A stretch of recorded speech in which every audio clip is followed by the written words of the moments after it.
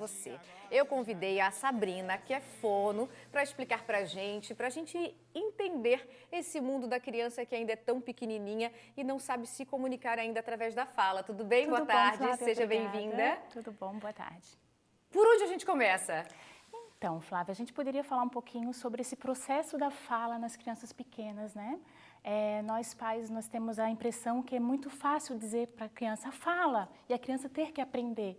Mas é um processo muito complexo e precisa de muitas habilidades, habilidades motoras, habilidades sensoriais, habilidades cognitivas. Então, cada criança tem o seu desenvolvimento, que não é um clichê, isso acaba acontecendo, só que nós temos que estar observando cada etapa da faixa etária da criança. A gente tem que ficar de olho, mas tem que respeitar, sem Sim, comparações. sem comparações, principalmente entre menino e menina, cada criança tem o seu desenvolvimento. Que a gente nota quando na família tem aquela faixa etária que...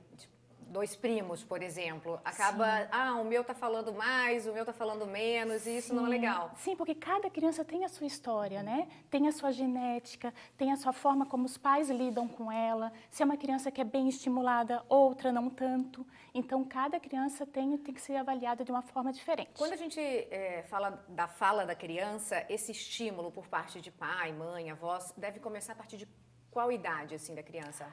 Então, Flávia, eu sou fonoaudióloga já há um tempinho e eu acabo orientando os pais que já desde a barriga da mamãe, a partir do terceiro mês de gestação, a mãe já pode estar falando com seu bebê. O sistema auditivo da criança começa a desenvolver a partir do terceiro mês. Então, a mãe já pode estar falando com esse bebê.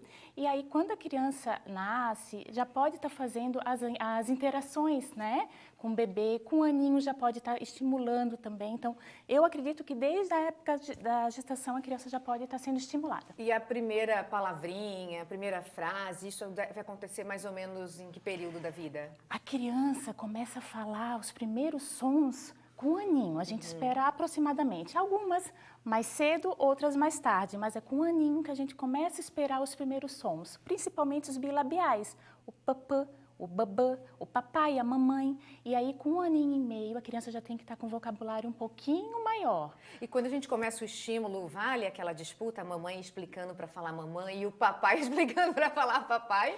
Ou a gente tem que ir aos poucos, assim, explicando uma palavrinha de cada vez? Então, Flávia, vale. Acho que vale. Todo estímulo é válido, né? Mas os pais, a minha orientação em relação a isso é que os pais consigam contextualizar. Por exemplo, pegou uma caneta. Não adianta tu pegar a caneta e falar, repete, caneta. Você precisa contextualizar. Olha, a mamãe e o papai vão pegar um papel, nós vamos usar essa caneta azul. Vamos riscar essa caneta? Agora você pega um lápis, pega essa caneta também. E contextualizando essa palavra da caneta para a criança. Entendi. Isso é um estímulo de desenvolvimento. Os meus filhos estão grandes, mas quando eu comecei a estimular, geralmente era a palavra solta. Isoladas, né? Isolada. Panela, acaba falando, mas a criança não tem todas as habilidades prontas com um aninho, 2 aninhos. Então, contextualizando é a melhor forma de estímulo para a criança. E quando a criança começa a falar errado, né? Eu sei porque a gente acaba achando engraçadinho, repete a palavra errada, mas qual que é o certo? Como que a gente deve agir quando a criança fala uma palavra errada? Então, assim, é esperado que a criança tenha um quadro fonêmico pronto, sem erros, com 5 anos. Porém, com o desenvolvimento da criança, com 2 anos, já é esperado que ela já faça alguns sons, como, por exemplo, o P, o T. Com o crescimento dela, com 2 anos e meio, outros sons. Então, nós temos que ficar atentos se a criança com 3 anos fala a língua toda do tatatã. Por exemplo, totatola, ela faz todos os sons com T. E isso já é uma troca que a criança já deveria estar fazendo. Então, os pais, com qualquer sinal, eu estou desconfiando que meu filho não está falando tão certo. Sempre é bom uma boa avaliação com o fonoaudiólogo para ele conseguir mensurar se está dentro da faixa etária ou não. Mas eu te pergunto assim, se quando o filho fala errado, a gente repete para ele a palavra correta ou não? Não. Não? Não. É sempre bom tu contextualizar e interpretar a palavra. Por exemplo, sapato, ele falou tatato. Filho, então pega o sapato para mãe. Entendi. Não corrigindo. Não falando a palavra errada, mas contextualizando o certo. E as crianças, muitas estão em casa, estão de férias. Brincar com brinquedos de acordo com a faixa etária é importante também? Assim, não estimular de mais nem de menos? O importante, agora que a gente está no momento de férias, né, as orientações que nós estamos dando para os pais é aproveitar esse momento por brincar. Então, assim, se os pais, apesar da correria do dia a dia dos pais, se os pais conseguissem pegar um tempo de qualidade com esse filho.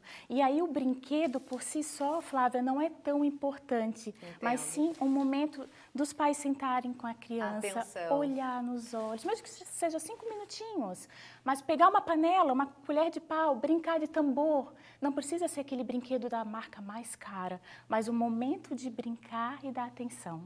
Muito obrigada pela participação Imagina. aqui no nosso Fer Mais. Eu que Até a agradeço. próxima. Obrigada, Tchau, tchau. tchau.